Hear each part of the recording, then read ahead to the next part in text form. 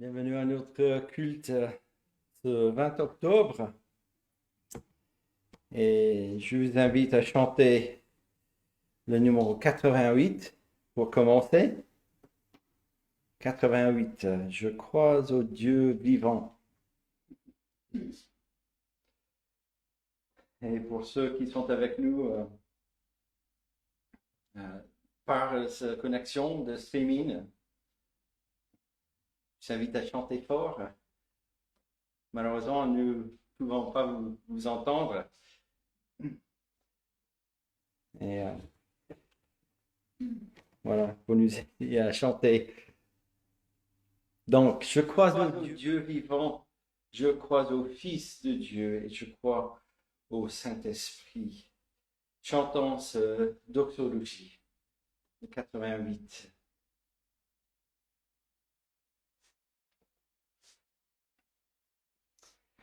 Je crois au Dieu vivant, des cieux le Créateur. Je crois qu'il est le Tout-Puissant, le seul Seigneur.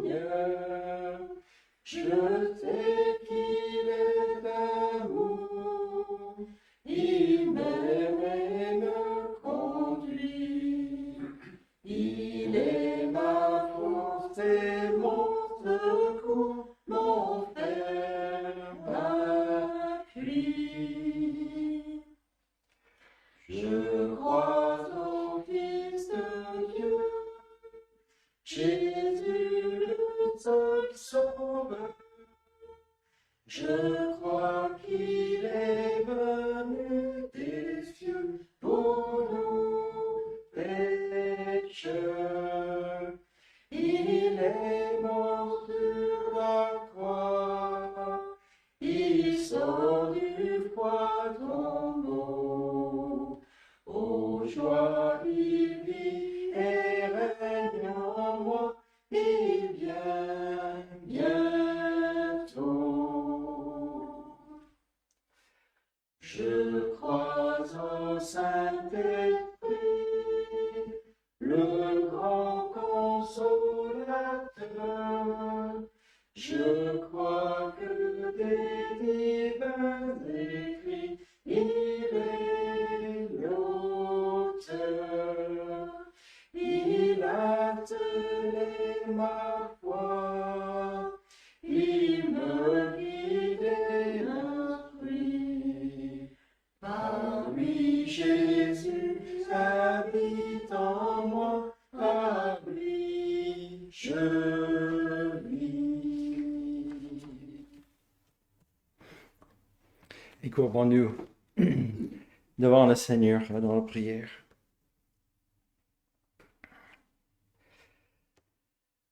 Notre Dieu, notre Père céleste, nous te louons pour cette occasion que tu nous donnes encore.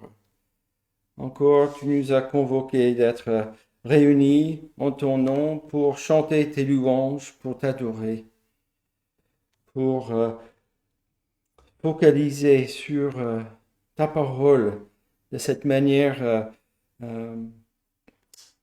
particulière, ton Église qui est réunie pour cette louange, cette adoration, cette édification, affirmation de ce que Christ a fait et que en lui nous avons cette vraie vie, nous avons cette vie éternelle et nous avons ce privilège d'être appelés tes enfants, adoptés dans cette grande famille de ceux que tu as choisis depuis toute éternité de te rendre gloire et de être avec toi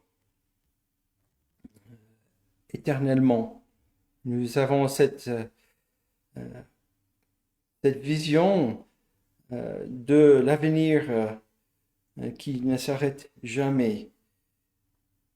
Et tu es ce Dieu qui nous a donné cette espérance celui qui nous a créés, celui qui contrôle toutes choses, celui qui a ce dessein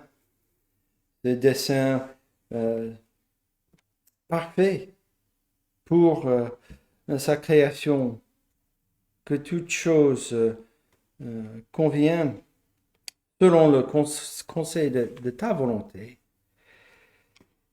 Nous te louons parce que nous, tes créatures, sommes qui étaient rebelles.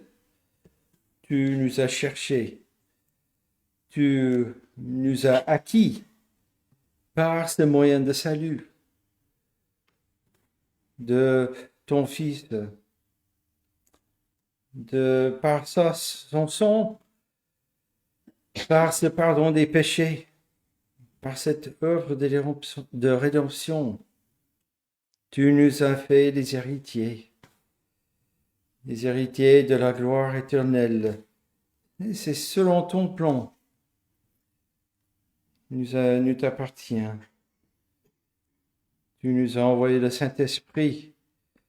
Nous avons été scellés par lui et nous avons cette union avec notre Sauveur par cet esprit qui habite en nous. Et par lui, nous vivons comme nous venons de chanter.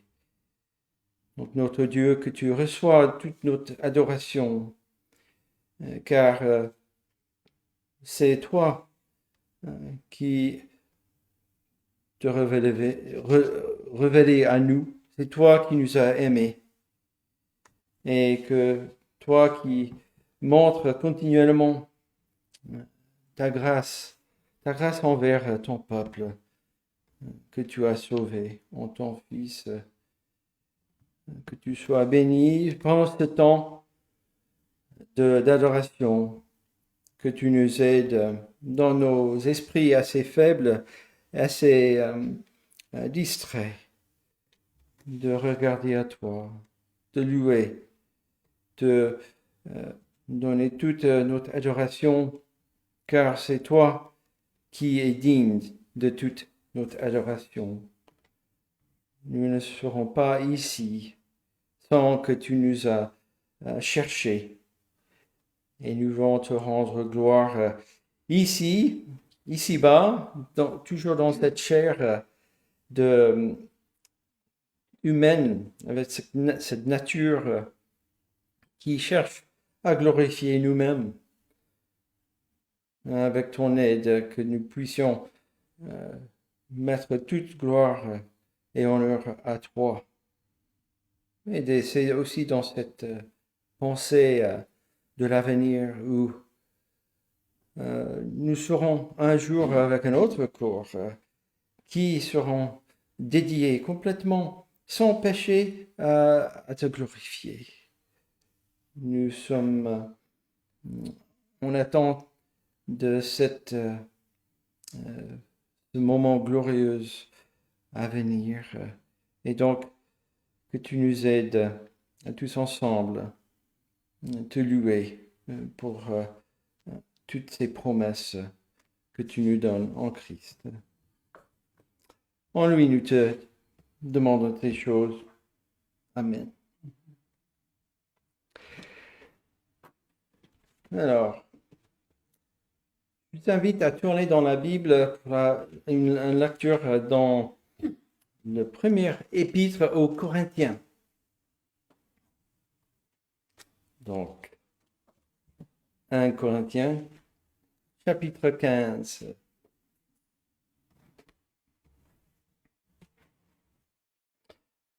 Et donc, nous sommes dans cette lettre de l'apôtre Paul. Il écrit aux croyants à l'église de Corinthe. Et il adresse un problème que certains avaient avec la résurrection. Parce que certains, ils avaient cette tendance, toujours dans ces pensées, ces philosophies grecques qui ne croyaient pas dans la résurrection du corps, donc après la mort. Et ils ne comprenaient pas que, en fait, c'est un nouveau corps, ce sera un nouveau corps. Nous avons parlé un petit peu au mercredi, comment ça peut être ce corps. C'est quelque chose qui nous dépasse aussi, n'est-ce pas? Et c'est pareil ici pour certains dans l'assemblée. Ici, si nous regardons vers verset 12, l'apôtre Paul dit que si on prêche que Christ est ressuscité des morts, pourquoi quelques-uns parmi vous disent-ils qu'il n'y a point de résurrection des morts? Et donc, il rappelle que au début, la création, en fait, il n'y avait pas de mort. Et en Adam, en fait, la mort est venue par la désobéissance de le premier homme, et qui, cette nature est imputée à nous tous. Nous aussi, des humains. Donc, c'est vers ce verset 22, il explique cela. Et nous allons juste lire verset 19 au verset 23, où l'apôtre Paul écrit « Si c'est dans cette vie seulement que nous espérons en Christ, nous sommes les plus malheureux de tous les hommes. Mais maintenant, Christ est ressuscité des morts. Il est les prémices de ceux qui sont morts. Car puisque la mort est venue par un homme, c'est aussi par un homme qu'est venue la résurrection des morts. Et comme tous meurent en Adam, de même aussi tous revivront en Christ, mais chacun en son rang. Christ comme prémisse, puis ceux qui appartiennent à Christ lors de son avènement. Et nous arrêtons là où vous pouvez continuer la lecture de ce qui va se passer à l'avènement de Christ et son retour. Nous allons plutôt chanter à ce sujet. Et je vous invite à chanter le 140.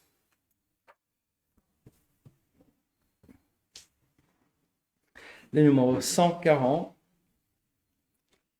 Ô Dieu des grâces éternelles, le temps est proche, où ton amour fera toutes choses nouvelles.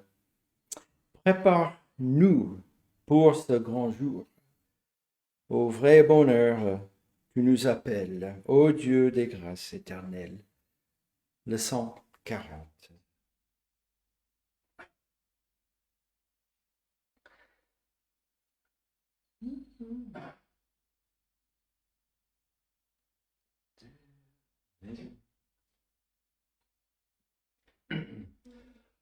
Ô Dieu des grâces éternelles, le temps est proche, où ton amour fera toutes choses nouvelles.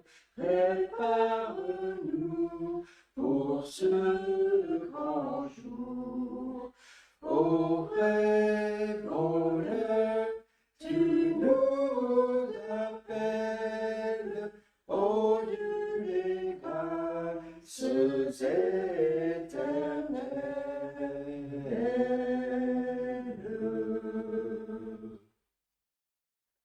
Auprès des sources de la vie, Jésus fait paître ses troupeaux. Du berger la voix est suivie par les brebis et les agneaux. Allons à lui, nous auprès des sources de la vie.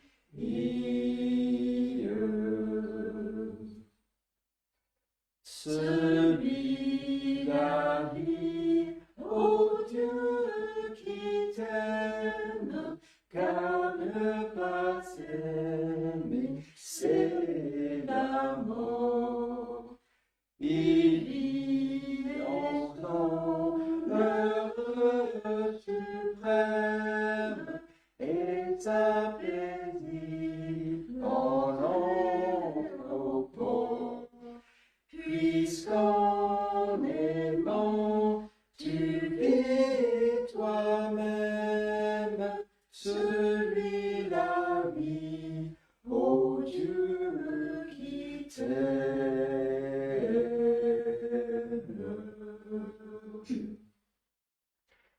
La foi doit se changer en une autre aurore suit le soir. Ainsi la grâce est attendue, ainsi la gloire est notre espoir. Regardons plus haut que la nuit et que la foi se change en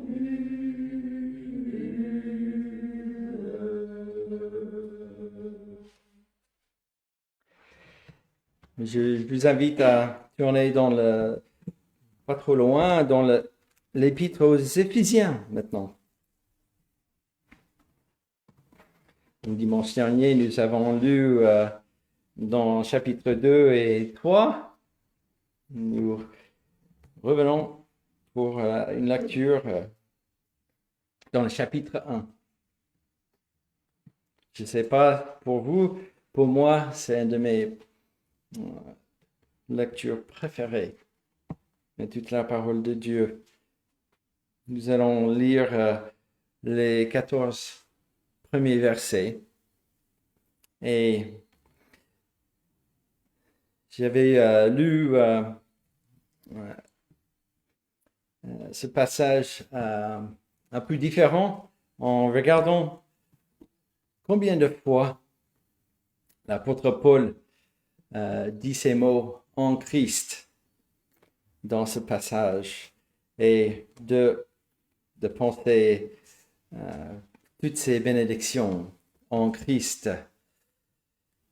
Il n'y avait que la condamnation en Adam, mais en Christ, il y a la vie et toutes ces bénédictions en lui. Donc, lisons chapitre 1, versets 1 à 14.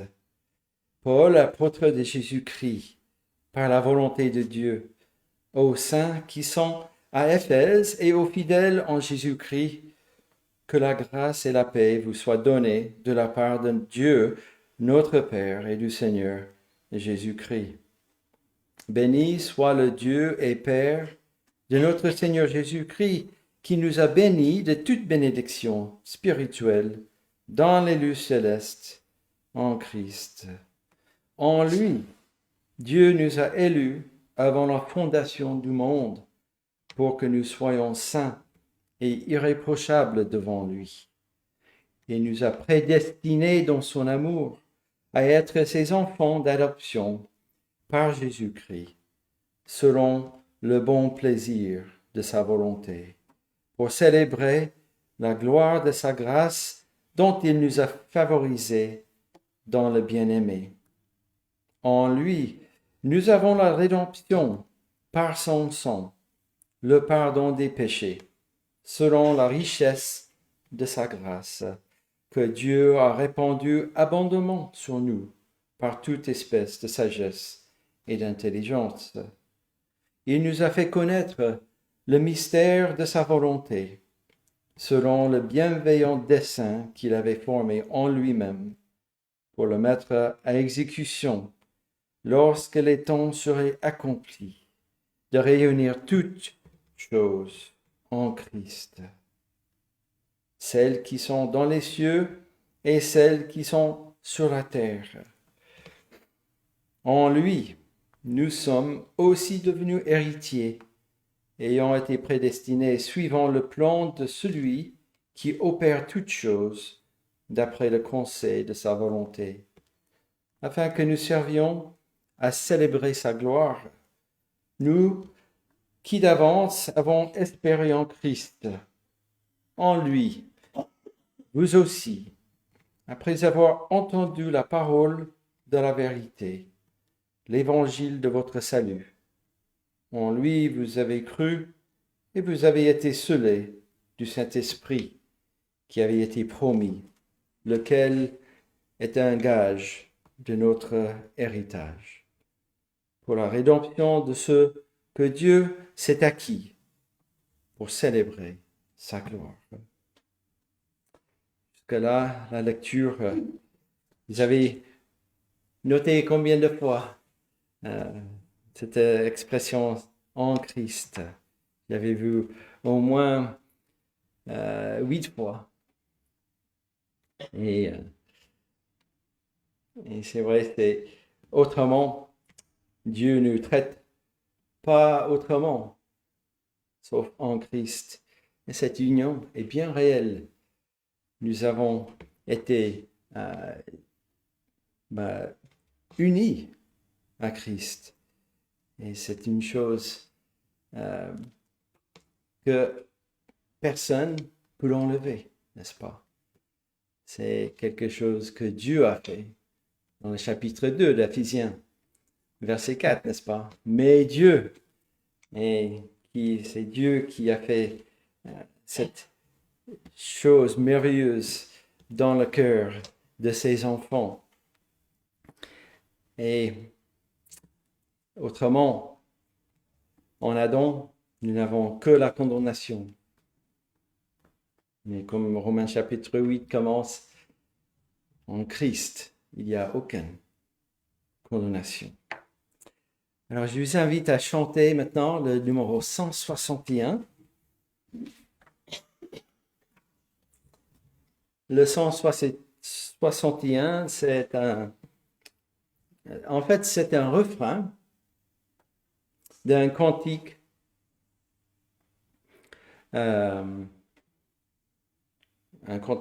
qui existe avec des strophes. Malheureusement, dans notre livre de cantiques, il n'y a pas des strophes.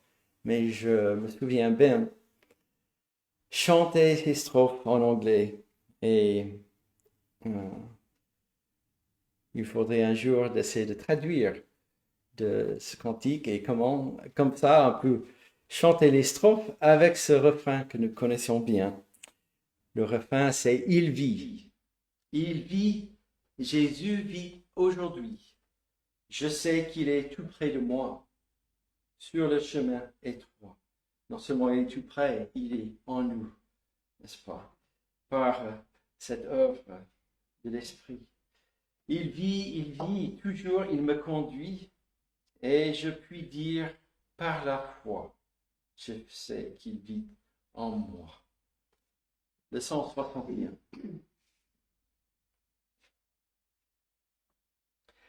Il vit, Jésus vit aujourd'hui. Je sais qu'il est tout près de moi, sur le chemin étroit. Il vit, toujours il me conduit, et je puis dire par la foi. Je sais qu'il vit en moi. Eh bien, avant de laisser la place à Jean-Claude pour continuer dans le livre de Jacques, je vous invite à la prière et nous allons chanter un cantique après. Notre Dieu, te louons pour ces moments que tu nous prépares d'être à l'écoute de ta parole. Et nous demandons que tu nous donnes avec une grande mesure ta grâce, ton esprit, pour bien saisir de cette parole. Nous avons besoin d'être encouragés. Nous avons bien des soucis, des fardeaux qui nous préoccupent. Nous avons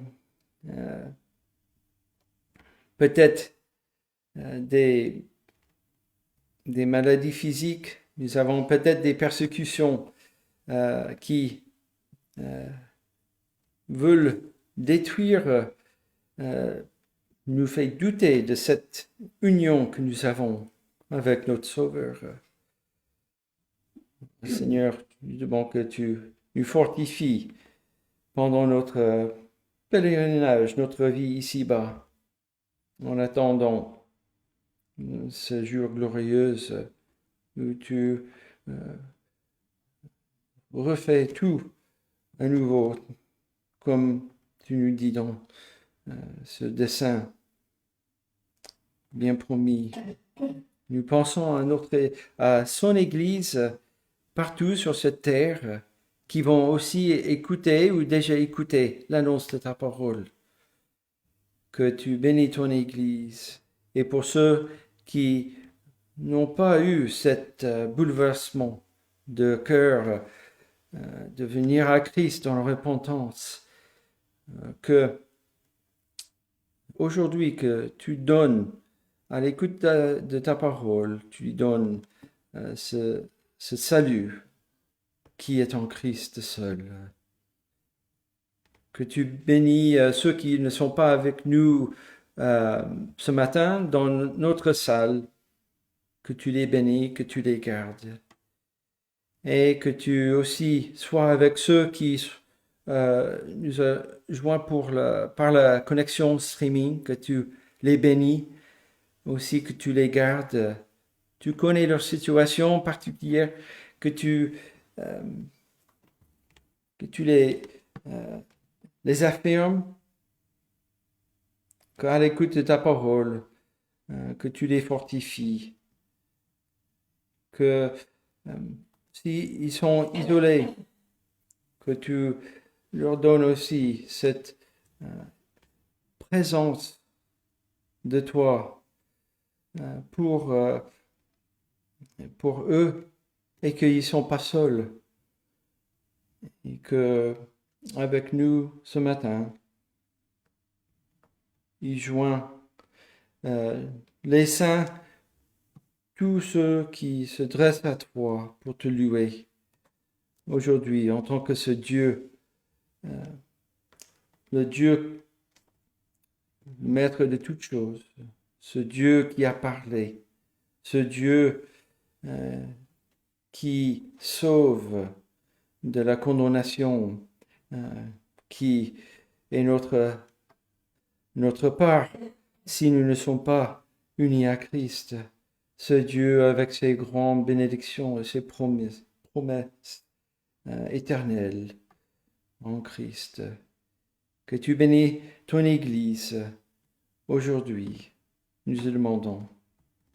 En Jésus-Christ. Amen. Et nous allons chanter le 327.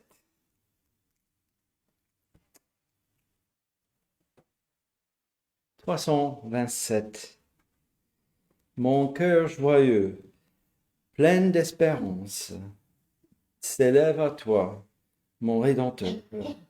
Daigne écouter avec clémence un pauvre humain, faible et pécheur. En toi seul est ma confiance. En toi seul est tout mon bonheur. Le 327.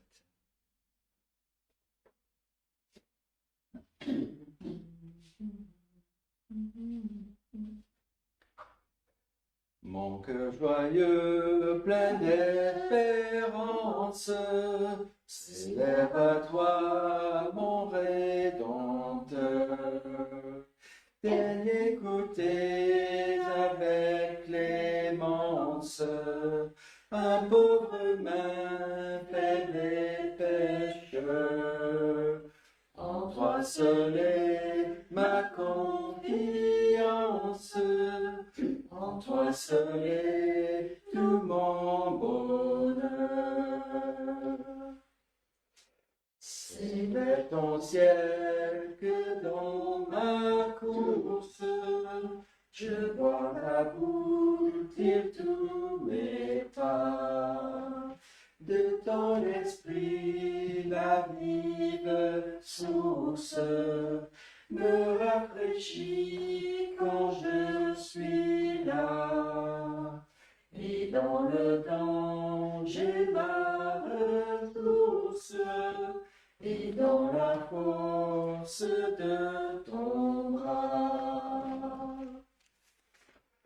Je vois ainsi venir le terme de mon voyage en ces bas lieux, et j'ai l'attente vive et ferme du frère héritage des cieux. Sur moi ni la tombe se ferme, j'en sortirai victorieux.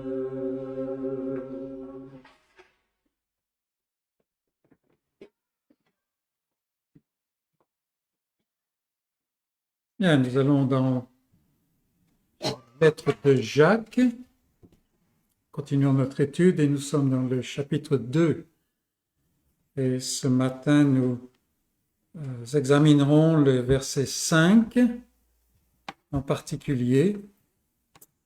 Et le titre de ce message, c'est Dieu qui choisit. Mais nous allons lire les versets 1 à 13. Parce qu'en fait, ça fait une unité. Donc Jacques, chapitre 2, verset 1. Mes frères, que votre foi en notre glorieux Seigneur Jésus-Christ soit exempte de tout favoritisme. Supposez, en effet, qu'il entre dans votre assemblée un homme avec un anneau d'or et un habit magnifique, et qu'il y entre aussi un pauvre misérablement vêtu. Si, tournant vos regards vers celui qui porte l'habit magnifique, vous lui dites « Toi, assieds-toi ici, à cette place d'honneur. » Et si vous dites au pauvre « Toi, tiens-toi là, debout. » ou bien « Assieds-toi au-dessous de mon marchepied. » Ne faites-vous pas en vous-même une distinction et n'êtes-vous pas des juges aux pensées mauvaises? Écoutez, mes frères bien-aimés, Dieu n'a-t-il pas choisi les pauvres aux yeux du monde pour qu'ils soient riches en la foi et héritiers du royaume qu'il a promis à ceux qu'il aime? Et vous, vous avilissez le pauvre. N'est-ce pas les riches qui vous oppriment et qui vous traînent devant les tribunaux? N'est-ce pas eux qui outragent le beau nom que vous portez? Si vous accomplissez la loi royale selon l'Écriture, tu aimeras ton prochain comme toi-même, vous faites bien. Mais si vous faites du favoritisme, vous commettez un péché. Vous êtes condamnés par la loi comme des transgresseurs. Car quiconque observe toute la loi mais pêche contre un seul commandement devient coupable de tous. En effet, celui qui a dit « Tu ne commettras point d'adultère » a dit aussi « Tu ne tueras point ». Or, si tu ne commets point d'adultère, mais si tu commets un meurtre, tu deviens transgresseur de la loi. Parlez et agissez comme devant être jugés par une loi de liberté, car le jugement est sans miséricorde pour qui n'a pas fait miséricorde. La miséricorde triomphe du jugement. Et c'est la parole de Dieu. Ce matin, nous allons regarder plus particulièrement le verset 5. Donc on a vu à partir du chapitre 2, Jacques aborde des cas d'étude, des situations concrètes qu'il traite dans la vie de l'Église surtout des attitudes qui sont entraînées par la philosophie du monde et par les impulsions de la chair, et des choses qui vont entraîner des points de tension dans la vie de l'Église, et surtout des situations qui mettent en danger le témoignage de l'Évangile lui-même. Dans les versets 1 à 4, Jacques met en lumière le premier de ces points de tension, ce que le texte appelle le favoritisme. Et en fait, le problème est la tendance humaine à juger l'intérieur à partir de l'aspect extérieur, ou, comme nous l'avons dit, expliqué, évaluer l'essence au moyen de l'apparence. Donc c'est plus que ce que nous dirions aujourd'hui avec notre terme moderne favoritisme, c'est plus que cela. C'est pas basé sur la faveur, mais sur l'apparence. Et la chose est très naturelle, si je peux dire. C'est très fréquent et très commun aussi. Pourtant, Jacques montre que ce n'est rien de moins qu'un déni de l'évangile de la grâce. La chose est donc particulièrement grave. On peut avoir tendance à dire, bon, c'est quelque chose assez naturel parmi les hommes, et donc on baisse la gravité de la chose. Mais non, Jacques, au contraire, montre que ça détruit l'évangile de la grâce. Et pour montrer l'erreur de cette attitude, Jacques utilise une illustration que nous avons vue, une illustration qui se passe dans le cadre des réunions de l'Église. Cela concerne donc les frères, l'attitude des frères. Parce que, vous voyez, le favoritisme dans le monde, même s'il n'est pas bon, on peut dire qu'il est, entre guillemets, normal. On voit ça sans arrêt, n'est-ce pas? Mais pas dans l'Église, parce que l'Église est le corps de Christ, le Seigneur de gloire et le peuple du Dieu de toute grâce. L'Église, en quelque sorte, est une chose bizarre dans le monde. C'est en fait, on pourrait le dire, un avant-poste de la nouvelle humanité, un avant-poste de la nouvelle création, ce que Dieu va faire. Ainsi, Jacques montre une attitude qui n'a pas droit de citer au sein du peuple de Dieu. Même si le monde trouve cela normal, ça ne l'est pas dans l'Église. Si, dit-il à ses frères, vous faites une distinction entre les hommes selon leur apparence, vous détruisez la bonne nouvelle du salut par grâce elle-même. Et il conclut au verset 4, « N'êtes-vous pas, alors, des juges aux pensées iniques, aux pensées mauvaises ?» Bien sûr, il s'agit d'une question pour la forme, qui n'admet qu'une seule réponse. En fait, sa question est une déclaration. Jacques écrit à des frères pour les avertir d'une mauvaise attitude qui ferait d'eux des juges corrompus. La chose est forte et les paroles sont carrées, en fait. On ne peut pas imaginer que des frères, des croyants, aient volontairement voulu être. Mais c'est ce qu'en fait ils se font s'ils agissent ainsi, des juges corrompus. Qui, affirmant être un frère, osera se dresser dans la fonction de juge? Ce n'est ni le statut du chrétien, ni sa vocation.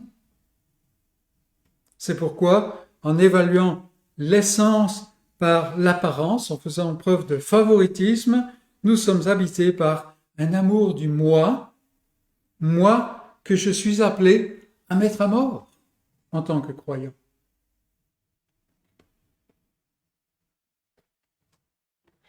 Des juges aux pensées mauvaises. Imaginons cela, simplement.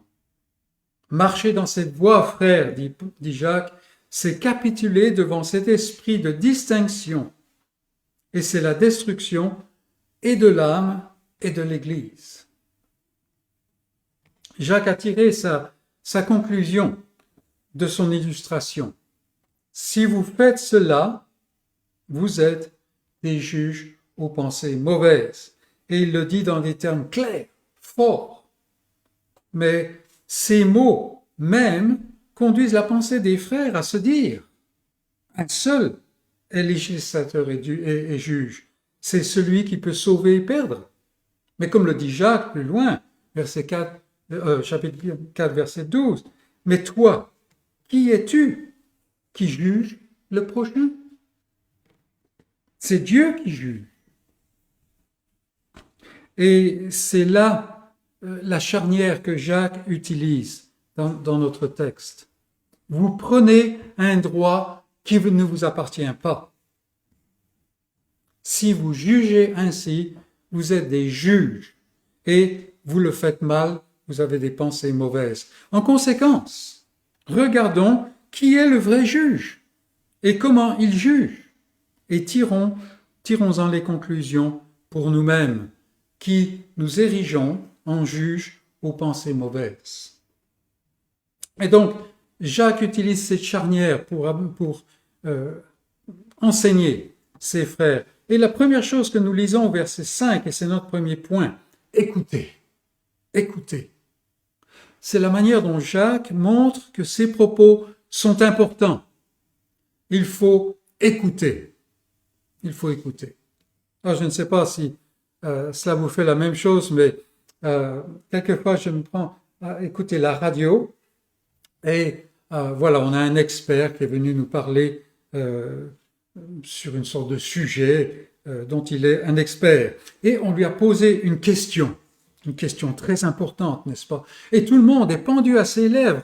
Le sort du monde dépend de ce qu'il va dire. Et la plupart du temps, le premier mot à sortir de la bouche de cet expert, c'est « écoutez ». Il y en a qui font ça pour gagner du temps.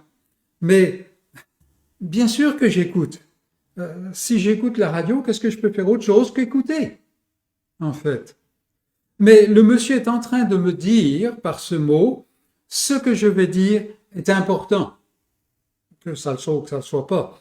Au moins, dans sa pensée, ça l'est. Et c'est exactement ce que Jacques dit ici.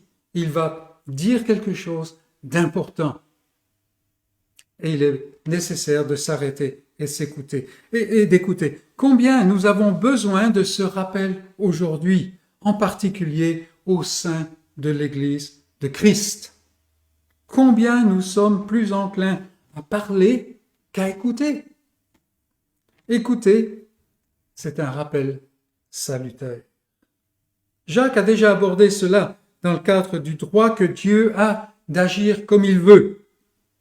Dieu agit comme il veut, même quand il envoie l'affliction ou les difficultés. C'est ce qu'on a vu au chapitre 1, n'est-ce pas? Vous ne comprenez pas ces façons de faire, ou vous pensez les connaître.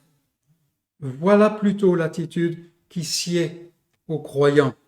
Que tout homme soit prompt à écouter, lent à parler. Recevez avec douceur la parole qui a été plantée en vous. Chapitre 1, versets 19 à 21. Et la question se pose à moi, alors que Jacques va dire quelque chose d'important, alors que Dieu va se révéler d'une manière importante dans ce verset en particulier, est-ce que je suis prompt à écouter et lent à parler?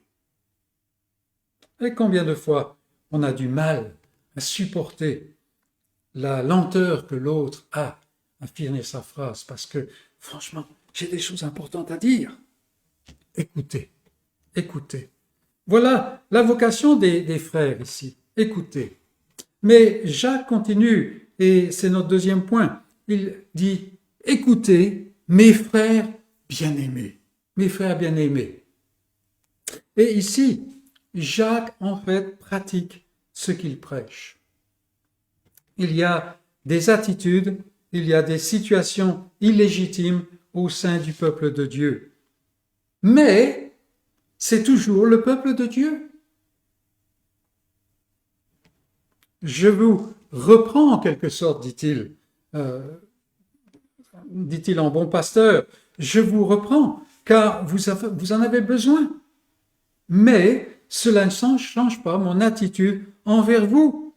Je ne vais pas prendre un écart de conduite comme la mesure de votre statut. Je regarde dans l'Église, il y a des problèmes, mais c'est l'Église. Je ne vais pas juger de l'essence simplement parce que je vois, dit Jacques ici. Vous êtes toujours des frères bien-aimés, même si vous vous comportez comme des juges aux pensées mauvaises. Ceci étant dit, ça n'est pas nécessairement une situation particulière réelle. Jacques parle d'un point de tension qui peut surgir dans l'Église de Christ. Donc, je ne vais pas prendre la mesure de votre statut simplement parce que je vois. Est-ce que mon amour pour mes frères dépend de la qualité de leur vie chrétienne? Loin de là. Loin de là. Sinon, il n'y aura aucun amour dans l'Église, n'est-ce pas? Au contraire, c'est par amour que nous nous permettons de mettre le doigt sur la difficulté. Et ici, Jacques vient en tant que berger auprès de ses frères pour les affermir. Jusque dans l'exercice de son soin pastoral, Jacques rejette cette attitude de juger l'essence par l'apparence. Mes frères bien-aimés. Et combien de fois on est tenté d'être emmené par le tourbillon des difficultés qui surviennent, n'est-ce pas? Et la question peut nous aider. Quelle proportion de temps est-ce que je passe à prier pour quelqu'un que je suis tenté de compter pour rien? Combien de temps, en contraste au temps que je passe à le critiquer? Voilà en fait ce que Jacques est en train de dire ici. Bien-aimé. Je me rappelle un jour une tension qui était venue, qui n'était pas du fait de...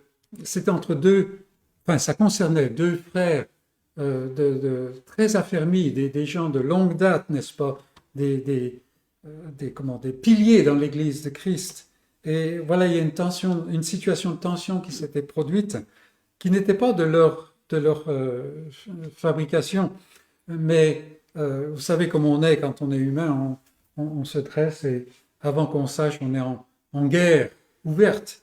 Et un d'eux a vu qu'il y avait un problème, là, il a dit, bon, mais je vais résoudre la chose, je vais m'engager pour résoudre la chose. Et l'autre dit, mais il n'y a pas de difficulté. Non, il ne faut pas que nous soyons en conflit. Je t'aime trop pour que nous soyons en conflit. C'est un peu comme Abraham qui parle à l'autre, il dit, mais non, on ne peut pas avoir un conflit, nous sommes frères, n'est-ce pas?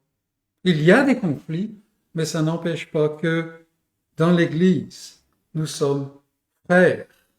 Il arrive effectivement des temps où tous les pointeurs vont dans la même direction et le peuple de Dieu doit en conclure que peut-être ce qui paraît n'est pas la réalité. Donc Jacques, ici, refuse d'aller dans le sens du monde. Jacques est en train de faire la transition entre une situation coupable vers la solution. Comment est-ce que je peux empêcher que cette situation ne se développe? Comment est-ce que je peux régler cette situation si elle est développée? Vous vous érigez en juge, mais vos pensées sont mauvaises. Donc, arrêtons-nous, écoutons et voyons qui est le vrai juge. Le vrai juge, c'est-à-dire celui qui décide. Et c'est notre troisième point ici. C'est Dieu qui choisit. C'est Dieu qui choisit. Il a été répété de multiples fois que Jacques, dans sa lettre, est très pratique. C'est une lettre concrète, pratique, n'est-ce pas? Il suffit de voir les commentaires, les titres des commentaires sur la lettre de Jacques pour voir ça. Et c'est éminemment vrai. Jacques est très pratique, très concret. Toutefois, on a souvent tendance à opposer pratique et doctrinal. Or, Jacques s'appuie sur une théologie des plus solides, sur une théologie très forte. Ici, il montre la souveraineté absolue de Dieu et comment cette souveraineté absolue de Dieu s'exprime dans la réalité, notamment dans la manière dont les croyants sont riches en Dieu. Et c'est ainsi qu'il amène l'antidote contre cette attitude mauvaise qui peut se développer dans l'Église. Mes frères bien-aimés, si vous êtes frères, c'est que vous avez été choisis. Examinons cela. Et on regarde en premier lieu la souveraineté de Dieu. La souveraineté de Dieu. Et on peut se dire, mais la souveraineté de Dieu, ça c'est un des piliers qu'on croit. Pourquoi est-ce qu'on va passer du temps là-dessus? Comment est-ce que cette souveraineté de Dieu impacte la vie réelle du croyant? D'emblée, remarquons que Jacques ne fonde pas son antidote, son remède à la situation de tension qui peut se produire. Il ne fonde pas ce remède sur la base de ce que Dieu ne choisit pas, mais sur le fait qu'il choisit. Et tout de suite, cela nous montre quelle est la place de l'être humain. En fait, l'être humain est un être qui est condamné. Cette base sur laquelle Jacques s'appuie, le fait que Dieu choisit, est en fait le cœur et la charpente de toute la Bible. Dieu possède le droit souverain de faire avec sa création exactement ce qu'il veut et sans s'expliquer. Sans cette réalité centrale, la Bible n'est qu'un charabia de mots religieux, comme tant d'autres livres religieux. Il n'y a aucun sens. Aucun sens. Dans les mots de Jacques, il y a 3 éléments sur le droit souverain que Dieu possède de choisir un peuple qui lui appartienne et qui accomplisse ses desseins et de le faire souverainement, c'est-à-dire comme il le veut. 3 éléments par rapport à ce droit souverain. Ce droit souverain de choisir est incontestable. Jacques dit, Dieu n'a-t-il pas choisi? Plus qu'une question, ces mots sont une déclaration, car il n'y a qu'une réponse. Oui, Dieu a choisi. Du début à la fin, la Bible est remplie de cette vérité. L'Éternel, ton Dieu, dit Moïse, t'a choisi pour que tu sois un peuple qui lui appartienne entre tous les peuples. Deutéronome, chapitre 16, verset 6. Chapitre 7, verset 6, pardon.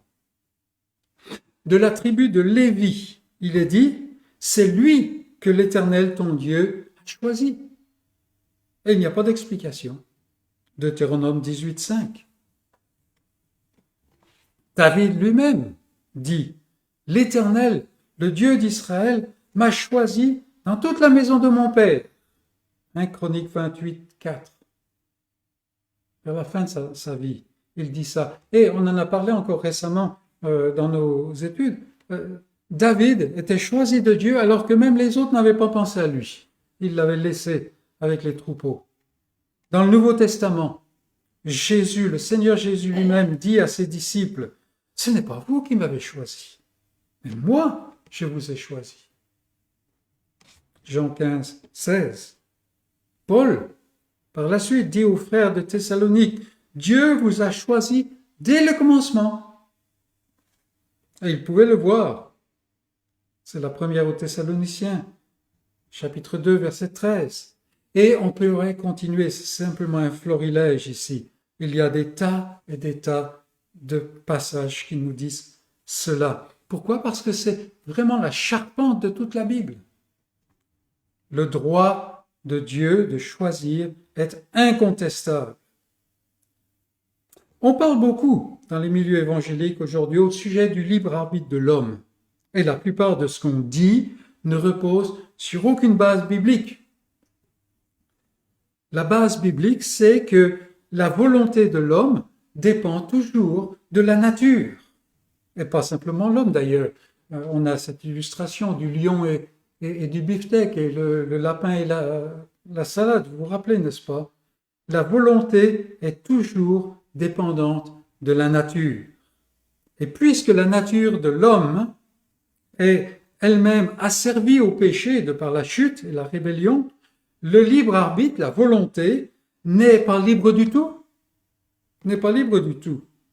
Effectivement, la volonté est capable de choisir et elle choisit. Oui, mais la nature déchue de l'homme l'oblige à aller dans une seule direction et réduit en fait son horizon, le cadre de son choix. Celui qui décide ou choisit de venir à Christ le fait pourquoi? Parce que la grâce souveraine de Dieu, qu'il a choisi de toute éternité, agit par son esprit et sa parole. Elle lui donne la vie qui se saisit de Christ. Cet homme-là choisit de venir à Christ parce que Dieu l'a choisi. Je me rappelle ce cher frère qui animait des études dans les GBU. Alors il en avait une, je crois que c'était au tout début de l'année scolaire, l'année universitaire, et son premier titre c'était « Qui choisit qui ?» Donc il mettait la couleur dès le départ, n'est-ce pas? C'est Dieu qui choisit. Sans la bonne main de Dieu, sous la bonne main de Dieu, pardon, le roi Nebuchadnezzar déclare quelque chose d'intéressant. Et allons en Daniel chapitre 4, pardon. Daniel 4. Et les versets 34 et 35. Après le temps marqué, voilà, c'est Nebuchadnezzar qui parle, il a été humilié et il a retrouvé son bon sens. Après le temps marqué, moi, Nebuchadnezzar, je levai les yeux vers le ciel et la raison me revint. J'ai béni le Dieu, le Très-Haut. J'ai loué et glorifié celui qui vit éternellement, celui dont la domination est une domination éternelle et dont le règne subsiste de génération en génération. C'est ici l'empereur du plus grand empire de l'époque, n'est-ce pas? Verset 35. Tous les habitants de la terre ne sont à ses yeux que néant. Il agit comme il lui plaît avec l'armée des cieux et avec les habitants de la terre. Et il n'y a personne qui résiste à sa main et qui lui dise « Que fais-tu » qui lui demande des comptes. Personne. C'est donc ce que nous voyons ici, le droit que Dieu a de choisir souverainement est un droit incontestable. N'est-ce pas Dieu qui choisit? Deuxièmement, ce droit de choisir qu'a Dieu est inconventionnel. Inconventionnel. Jacques dit, Dieu a choisi les pauvres. Dieu a choisi les pauvres. Parmi les hommes, le choix et la préférence sont toujours fonction de quelque chose qui s'attache à ce qui est choisi. Je choisis parce que, d'une manière ou d'une autre, ça va me bénéficier ou ça va me faire du bien. On donne préférence aux riches en vertu de sa richesse, parce que les miettes du riche vont être plus grosses que les miettes du pauvre, n'est-ce pas, qu'on va récolter. C'est un choix compréhensible, conventionnel, habituel dans le monde. Dieu ne choisit pas ainsi. On pense aux jeunes qui doivent former. Par exemple, vous imaginez, il y a un camp de jeunes et voilà, on a décidé, on va passer dans l'après-midi à jouer à un certain sport et il faut choisir les équipes. Choisir les équipes. Alors, bien entendu, les deux responsables des équipes, qu'est-ce qu'ils vont faire? Ils vont prendre les plus capables, n'est-ce pas? Et puis ensuite les moins capables, et ainsi de suite. Et puis, finalement, les derniers, on ne les choisit pas, on les incorpore, parce que quand même, on ne peut pas les laisser sur le carreau. C'est cela. Eh bien, en fait, Dieu choisit ceux qui sont laissés de côté. C'est inconventionnel. Inconventionnel. L'apôtre Paul montre avec clarté la dimension inconventionnelle de ce choix de Dieu. Il dit, regardez autour de vous. Il n'y a pas beaucoup de sages. Il n'y a pas beaucoup de puissants. Il n'y a pas beaucoup de nobles. Si on veut faire quelque chose, franchement, c'est ceux-là qu'il faut choisir. Mais non, pas beaucoup. Les frères bien-aimés de Jacques n'avaient qu'à regarder autour d'eux dans leur réunion pour voir que Dieu ne choisit pas selon le mérite. Dieu ne choisit pas selon le spectacle, n'est-ce pas? Non, au contraire. Des voix du monde, il prend les insensés pour les rendre fidèles. Il prend les faibles pour en faire ses témoins. Il prend les modestes pour leur donner la loyauté. Il prend ceux qu'on méprise pour en faire des disciples. Ceux qui ne sont rien pour en faire un royaume. Les capacités ne sont pas la source de son choix, mais il choisit seulement selon son dessein de gloire. Un dessein de grâce qui vise sa gloire. Donc c'est un choix, ce droit au choix est inconventionnel. Et tout de suite, Jacques montre comme quoi cette situation dans l'Église ne doit pas exister. Troisièmement, donc le choix est incontestable, inconditionnel. Le choix de Dieu, le droit que Dieu a de choisir est inconditionnel. Inconditionnel.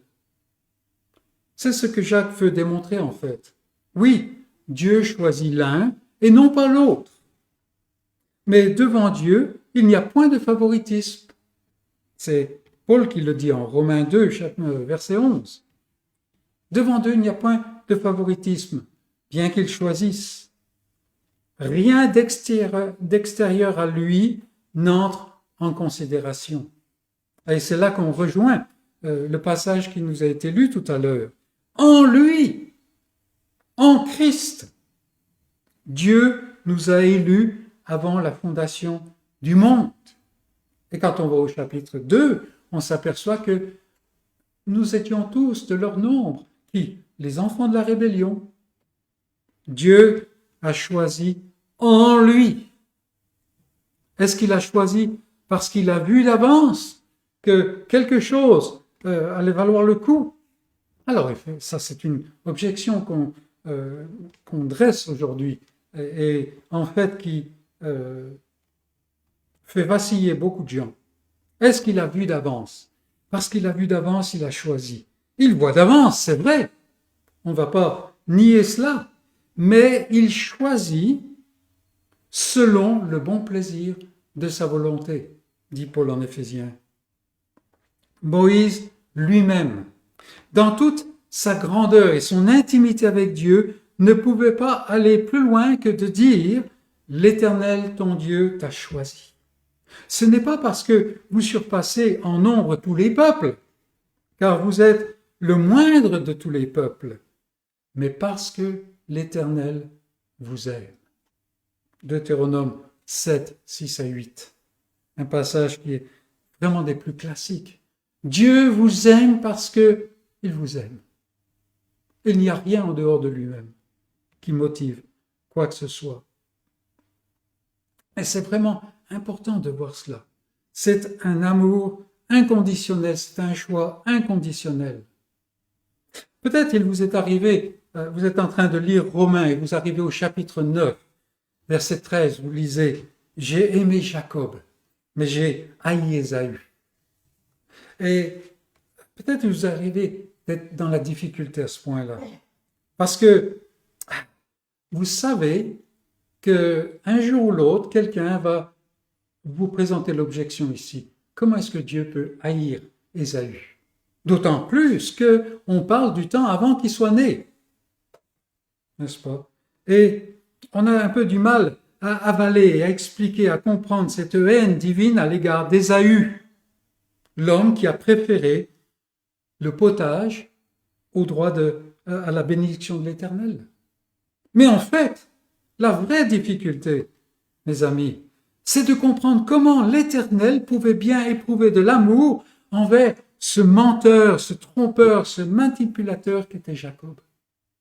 Comment est-ce qu'il peut aimer quelqu'un comme cela? Là est vraiment le problème, si on va dans ce registre. Ainsi, en une phrase très courte, Jacques, l'homme pratique, le vrai berger, nous emmène au-delà de toute intelligence. Dieu a choisi les pauvres du monde. Là, vraiment, on a pu le pied, n'est-ce pas, dans notre raison. Bien entendu, tous ceux qui gisent dans la pauvreté ne sont pas choisis. Et le montant du compte en banque ne limite pas le choix de Dieu. Il peut toucher des gens qui sont riches. Bien que Jésus dise, il n'y en a pas beaucoup. Mais quand même, ça n'est pas une limite. Jacques montre à ses chers frères que le choix de Dieu qui les a appelés ne se fonde jamais sur quoi que ce soit qui vienne de l'être humain. Que ce soit la pauvreté, que ce soit la richesse et toutes les autres choses. Tout est en rapport avec l'accomplissement de son dessein de grâce qui révèle sa souveraineté et sa gloire absolue. C'est ainsi que Dieu choisit. Il ne choisit pas d'après l'apparence. On a vu la souveraineté de Dieu dans les paroles de Jacques, mais il y a encore autre chose dans ce verset 5. Ce sont les richesses des élus. Et c'est notre point suivant. Les richesses des élus. La plupart du temps, l'homme évalue la richesse de quelqu'un sur la double base de l'apparence extérieure et l'utilité que cette personne peut offrir. Combien de gens dans certaines églises évangéliques sont anciens simplement parce qu'ils sont cadres dans leur entreprise? Simplement un exemple. En revanche, Dieu choisit sur la base de son amour et dans le cadre du déroulement de son dessein. Il veut révéler sa gloire et il choisit qui il décide pour manifester cette gloire. Il ne choisit pas les pauvres parce qu'ils sont riches en la foi, mais pour qu'ils soient riches en la foi. La grâce n'est pas la récompense de la foi, mais la foi est le résultat de la grâce. Dieu, dans sa grâce, choisit et par son esprit et sa parole, il donne la foi pour qu'il soit riche dans la foi. La foi que Dieu donne, et on a vu ça dans Éphésiens 2, permet de voir toujours plus qu'en Christ, vous avez été comblés de toutes les richesses. 1 Corinthiens 1,5. C'est par la foi qu'on voit toutes ces richesses. Alors regardons en premier les richesses des élus ici-bas. Richesses des élus ici-bas. Jacques dit, ils sont riches en la foi. La manière du monde d'évaluer selon l'apparence aveugle le regard à la réalité. Parce qu'on voit l'apparence, on ne cherche pas plus loin. Et donc on est aveugle à l'essence, à la réalité. La mesure est fausse. C'est comme mesurer un poids au moyen d'un mètre ruban. C'est impossible. C'est ridicule même.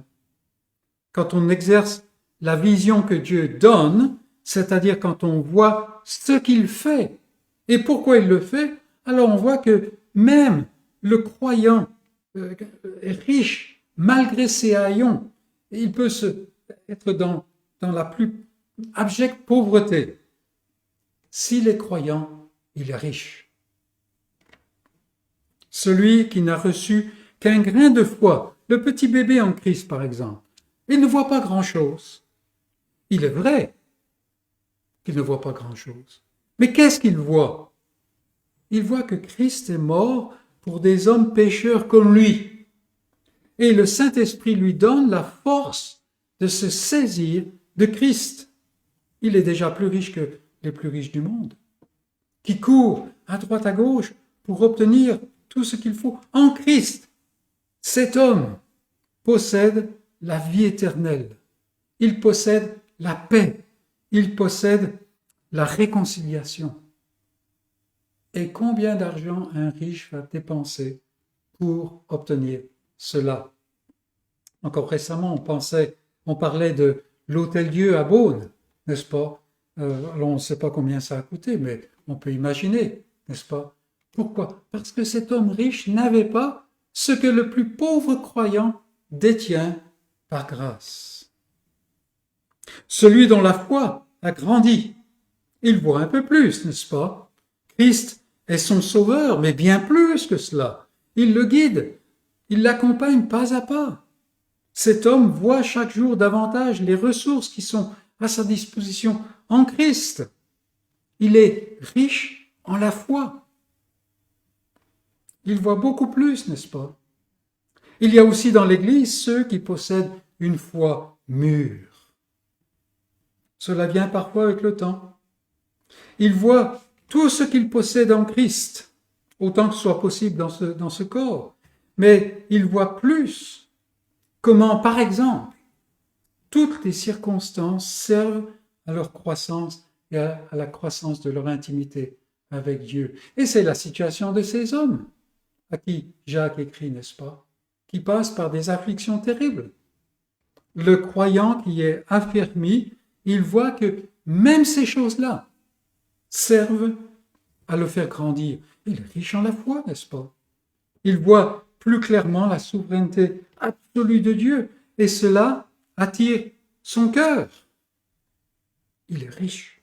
Les croyants, du plus jeune jusqu'au plus mûr, possèdent par la foi et dans la vérité de Dieu des richesses dont le monde des hommes n'a aucune idée. Aucune idée. Seule la révélation et la foi que Dieu donne permettent de saisir cela. Les richesses des élus ici-bas. Aujourd'hui, nous pouvons être alourdis de tas de choses, mais étant croyants par la grâce de Dieu, nous sommes riches. Mais les richesses des élus ci-après, parce que Jacques dit, Dieu n'a-t-il pas choisi les pauvres aux yeux du monde pour qu'ils soient riches en la foi et héritiers du royaume qu'il a promis. Héritiers du royaume qu'il a promis. Souvent, le croyant vit une vie modeste. Et tout au long de l'histoire de l'Église, nous voyons beaucoup des enfants de Dieu endurer l'affliction en raison de leur foi. Et des fois, c'est terrible. Des choses qui font vaciller la raison. Et on peut se demander quel avantage y a-t-il à servir Dieu? C'est une question qui revient continuellement dans la parole de Dieu. Pensez simplement au psaume 73. Mais arrive le jour où l'élu de Dieu doit quitter cette vie. Que se passe-t-il alors? Ce qui était une réalité, mais qui était caché, devient alors l'expérience du croyant. Le monde le regarde comme méprisable. Sa valeur est cachée. Le monde ne la voit pas. Et voilà que cela devient l'expérience de ce croyant. Il était dans ce corps, mais loin du Seigneur, avec ce désir d'être avec lui. Toutefois, de toujours, bien qu'étant dans ce pauvre corps, bien qu'étant dans la pauvreté, dans la modestie, dans quoi que ce soit, il était héritier. De toujours, il est héritier. Mais comme Paul le dit, l'héritier ne diffère en rien d'un esclave, aussi longtemps qu'il est enfant, aussi longtemps qu'il n'est pas majeur, n'est-ce pas? Galates 4, 1. Jean lui-même ajoute, bien-aimés, nous sommes maintenant enfants de Dieu. Et là encore, il parle, il écrit à des gens qui font face à beaucoup de difficultés. Nous sommes maintenant enfants de Dieu. Et il ajoute, et ce que nous serons n'a pas encore été manifesté. Mais nous savons que lorsqu'il paraîtra, nous serons semblables à lui. 1 Jean 3, 2. Semblable à lui. Et rappelons-nous qu'il a parlé de Jésus-Christ, la gloire. Nous serons comme lui. Et nous voyons bien comment, de l'autre côté de la mort, le croyant entre dans les plus grandes richesses. Elles sont à lui dès aujourd'hui. Mais il est enfant.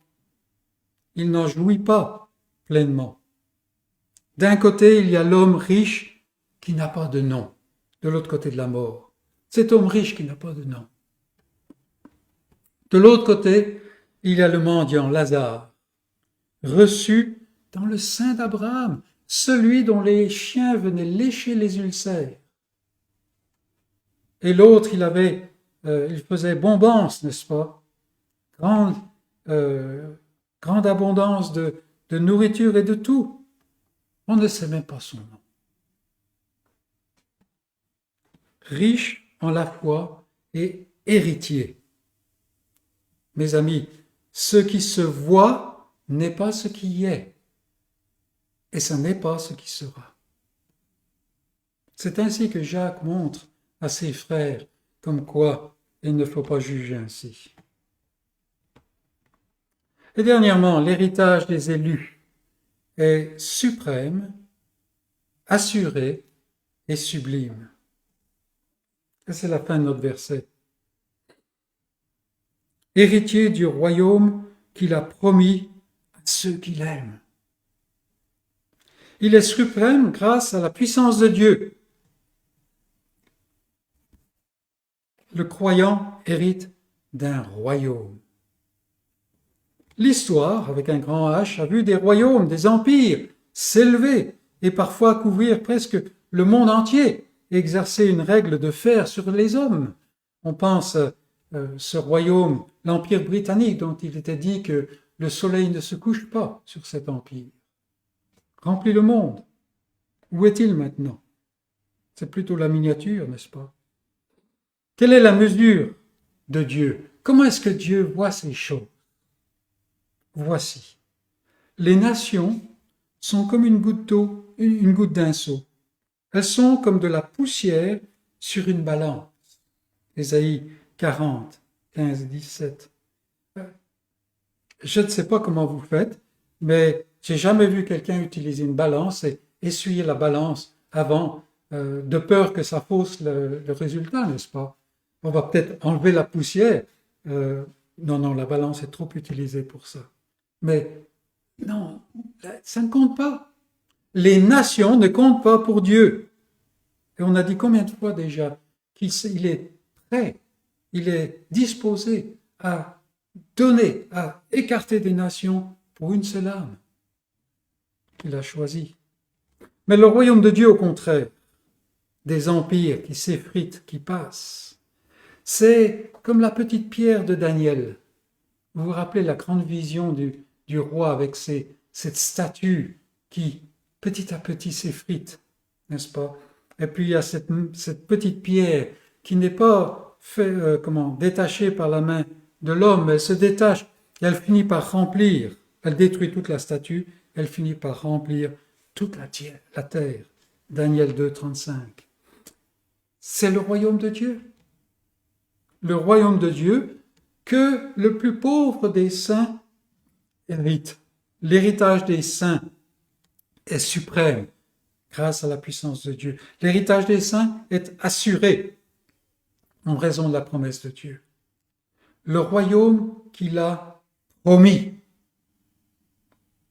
L'assurance est toujours sujette au pouvoir, à la capacité. Vous promettez quelque chose, mais vous l'accomplissez seulement dans la mesure où vous avez la puissance de le faire, pouvoir. Il se peut que des circonstances se produisent et finalement vous ne pouvez pas. Ici, c'est le Dieu souverain qui a promis, celui qui fait comme il veut et qui n'a pas de compte à rendre.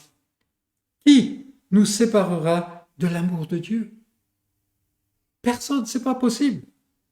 C'est Dieu qui a promis. L'héritage est réservé dans les lieux célestes, nous dit la parole de Dieu. Celui qui peut déjà atteindre les lieux célestes et qui peut s'élever contre celui qui règne là, alors peut-être il a des chances de nous spolier de cet héritage. Non, l'héritage est réservé dans les lieux célestes. Mais on peut se dire, mais moi, comment je vais tenir? Mais la parole de Dieu est très claire. Les enfants de Dieu, les héritiers, sont gardés par la foi pour cet héritage. 1 Pierre 1,4. Toutes les promesses de Dieu, y compris cet héritage, c'est en Christ, dit la parole de Dieu, qu'est le oui, c'est-à-dire qu'elles sont sûres, assurées. C'est ce que nous voyons en 2 Corinthiens 1,20. Donc l'héritage des saints, la richesse des saints, suprême, grâce à la puissance de Dieu, assurée grâce à la promesse de Dieu. L'héritage des saints est sublime grâce à la présence de Dieu. C'est l'héritage promis à ceux qui l'aiment. L'entrée dans la gloire de la présence de Dieu n'est pas une récompense. On a fait du bien et donc Dieu va nous récompenser. Non, c'est l'apogée d'une relation d'union. Par la grâce de Dieu, il m'a uni en Christ à lui-même, adopté dans le bien-aimé, n'est-ce pas? Plus besoin de foi là où il y a la vue. Aujourd'hui, nous voyons au moyen d'un miroir. Et à l'époque de Paul, c'était d'une manière très obscure. Les miroirs n'étaient pas polis comme aujourd'hui. Mais alors, en ce jour, nous verrons face à face.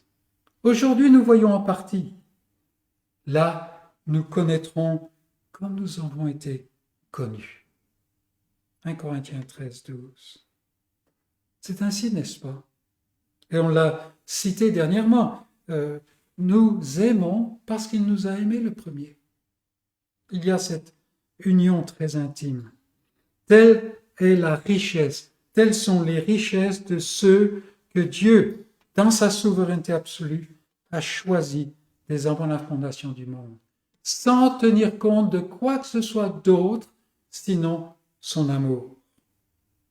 Comment est-il possible pour ses enfants, pour ses rachetés, pour les disciples de Christ, c'est-à-dire ceux qui suivent Christ, comment est-il possible de voir les choses différemment? Et c'est pour cela que Jacques a dit, mes frères, que votre foi en notre glorieux Seigneur Jésus-Christ soit exempte de tout favoritisme. Que le Seigneur nous donne de comprendre ces choses, de les digérer dans nos vies et de glorifier son nom. Amen.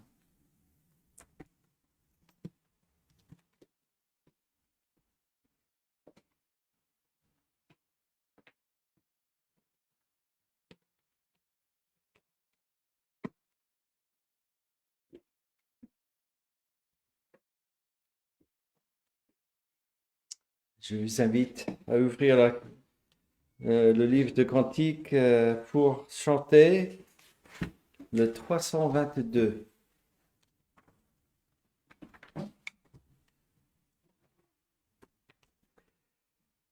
Le 322. Sur toi je me repose, ô Jésus, mon Sauveur. Faut-il donc autre chose pour un pauvre pécheur? Conduit par ta lumière, gardé par ton amour, vers la maison du Père, marchons de jour en jour. Sur toi je repose. 322.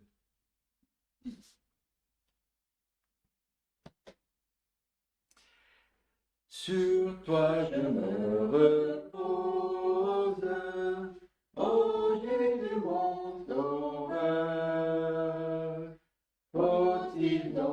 autre chose pour un pauvre pécheur. Conduit par ta lumière, gardé par ton amour, vers la maison du Père, marchons de jour en jour. Sur toi je me repose, ô Jésus mon Sauveur.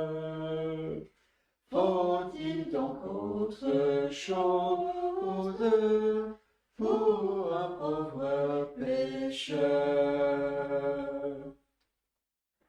Ta misère est grande, mais tu m'as pardonné.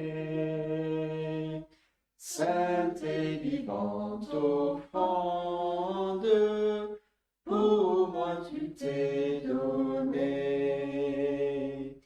Et de toute souillure, par le sang de ta croix, mon âme devient pure. Tu l'as dit, je le crois.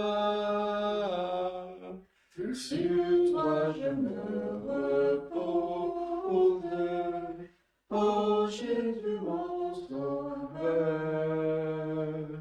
Faut-il donc autre chose pour un pauvre pécheur? Moi-même en sacrifice, immolé désormais, Seigneur, à ton service, me voici pour jamais.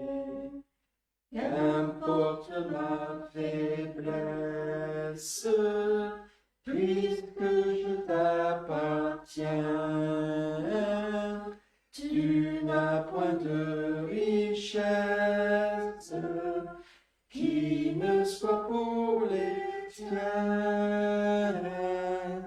Sur toi je me repose, ô Jésus mon Sauveur.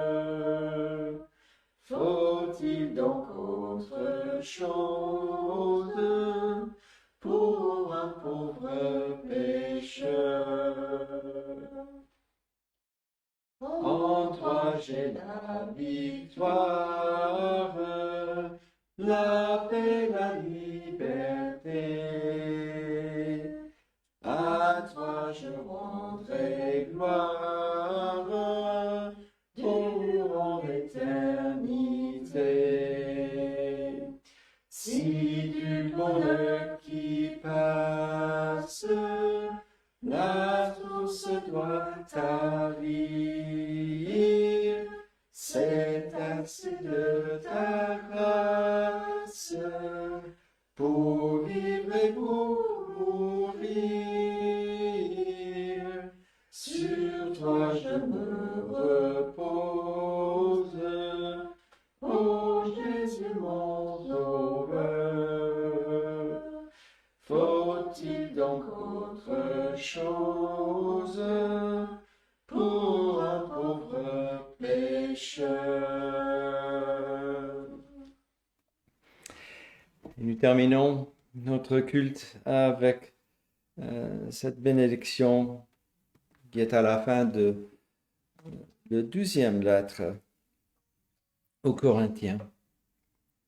Au reste, frères, soyez dans la joie, perfectionnez-vous, consolez-vous, ayez un même sentiment, vivez en paix, et le Dieu d'amour et de paix sera avec vous. Que la grâce du Seigneur Jésus-Christ, l'amour de Dieu et la communion du Saint-Esprit soient avec vous tous. Amen. Et bon dimanche et bonne semaine.